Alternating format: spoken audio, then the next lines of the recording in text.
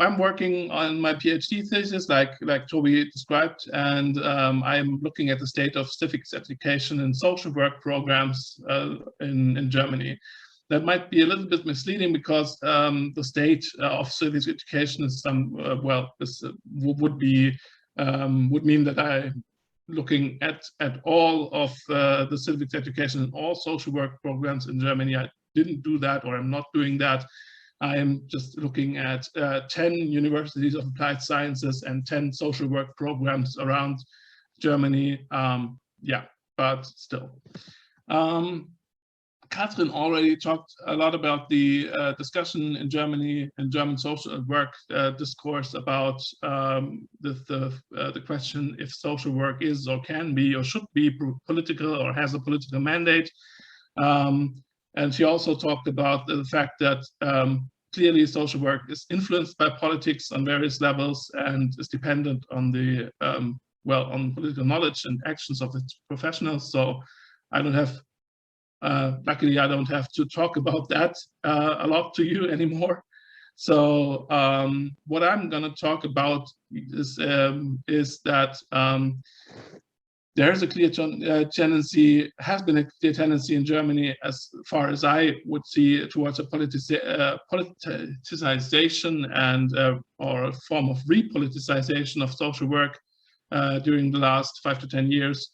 Which has been also taken up by students and professionals and also by political organizations who are profession related. And for example, Kirk and Dushinsky showed in the United Kingdom, and also Dieter Kulke shows in Germany that there's a high level of interest in politics among social work students, but there's a low level or not a high level of political activity coming out of study courses of courses of social work. We already talked about that that too.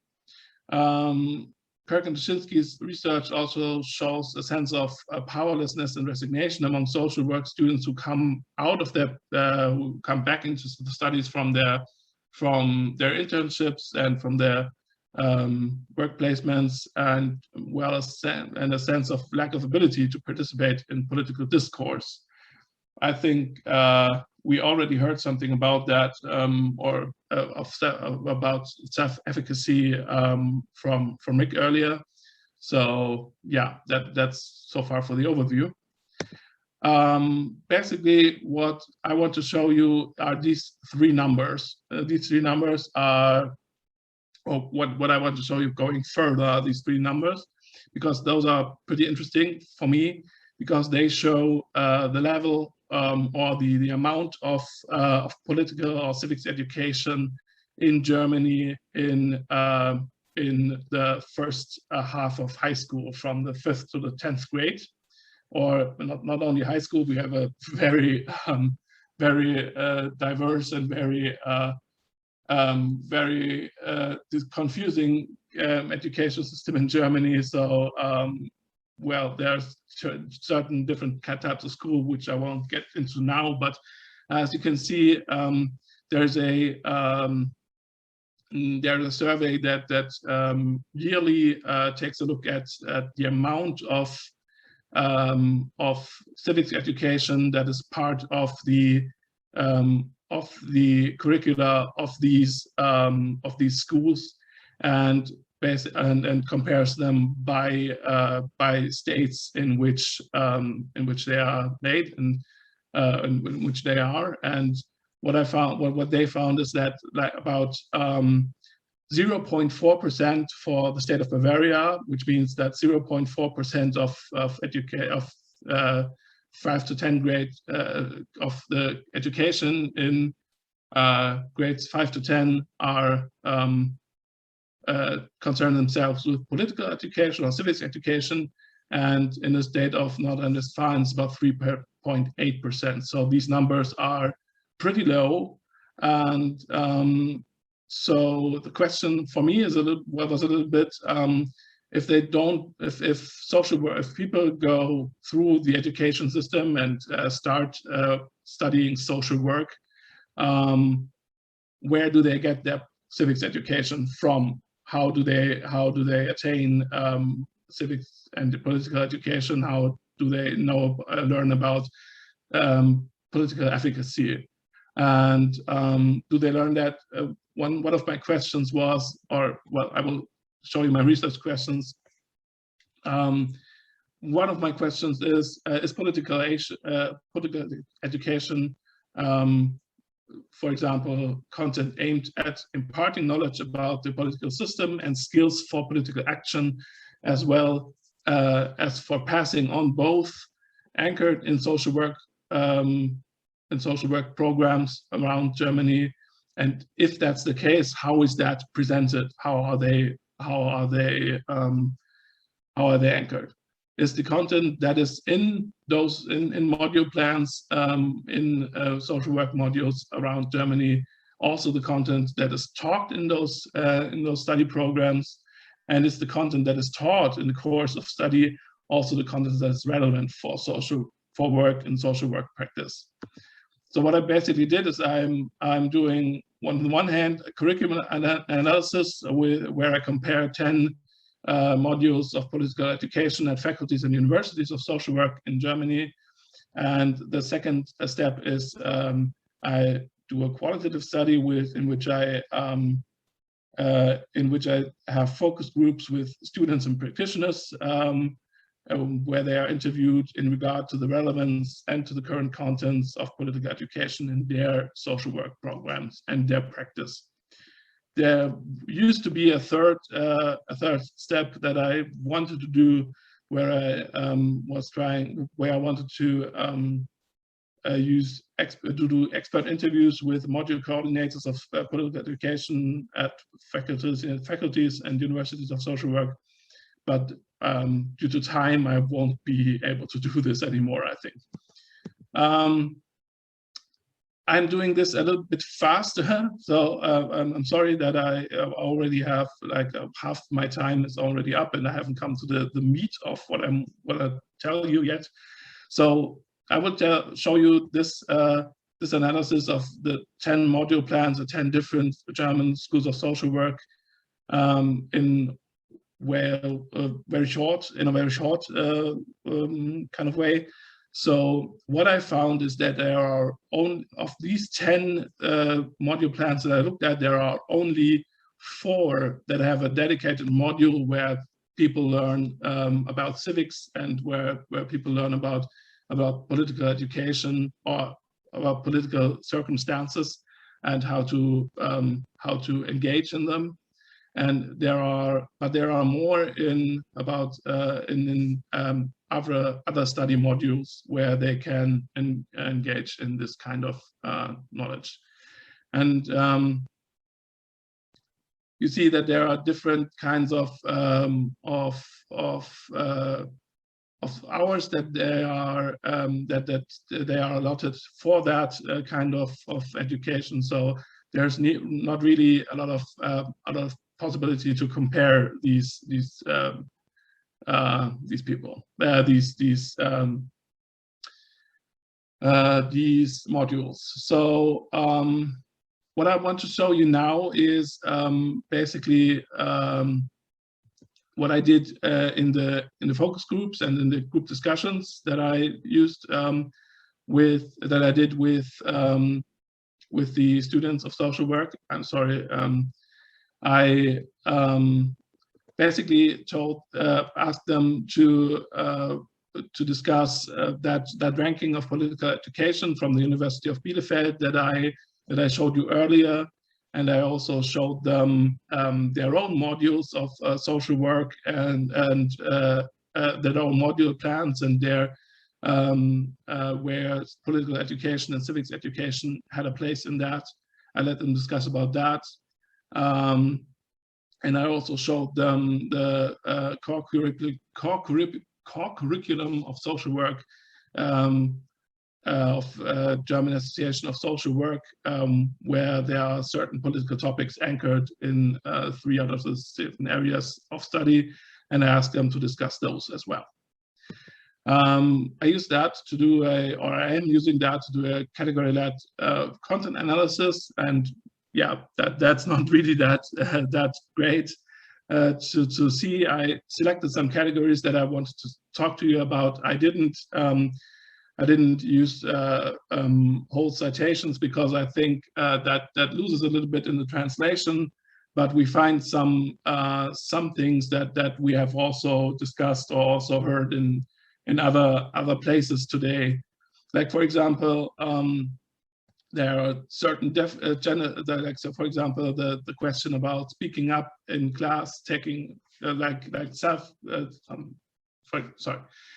for example, speaking up in class takes courage, has a lot to do with self-efficacy, with the understanding and encouraging the finding of a personal, political, and professional voice. So a lot of some of the people that I interviewed said, well, if I don't have the political education other people have, who come into this kind of studies and who mostly lead the discussion in a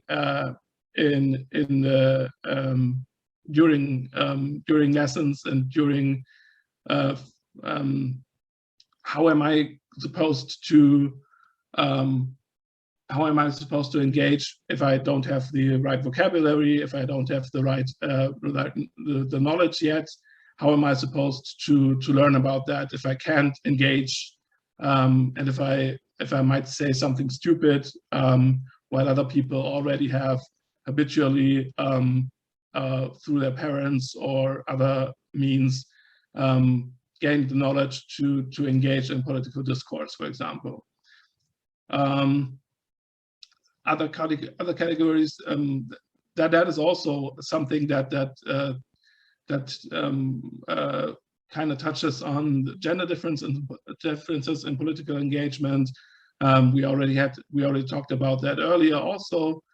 Then I had one really specific and interesting point that I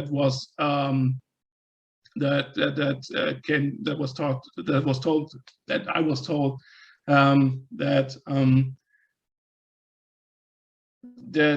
the campus and a university is an important kind of place, as a third space, as some place that you can use for yourself, and also be able to to use in political engagement, and to use in as a place where you can learn about your political efficacy and learn about political circumstances, and where you can also, like, in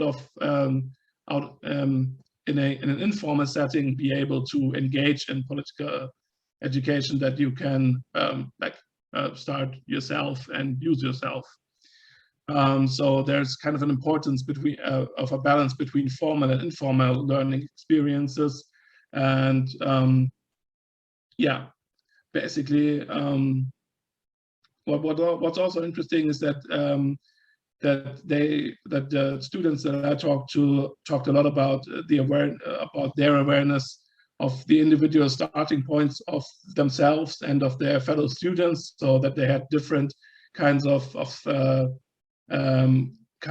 levels of knowledge and levels of possibilities and means to engage in political discourse, and to do political and to act politically.